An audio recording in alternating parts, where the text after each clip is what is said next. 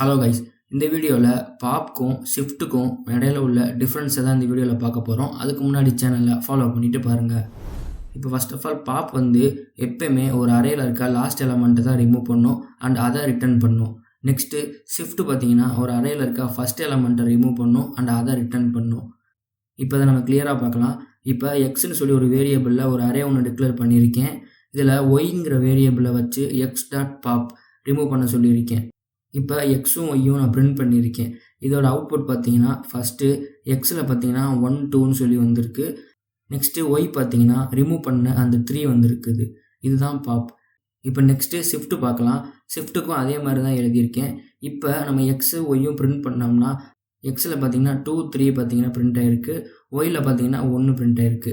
Same தான். ஷிஃப்ட்டில் பார்த்தீங்கன்னா first element remove ஆகும் அண்ட் பாப்பில் பார்த்தீங்கன்னா லாஸ்ட் எலமெண்ட் ரிமூவ் ஆகும். ஸோ அவ்வளோதான். இந்த வீடியோ பிடிச்சிருந்தா மறக்காமல் ஃபாலோ பண்ணிவிட்டு பாருங்கள்.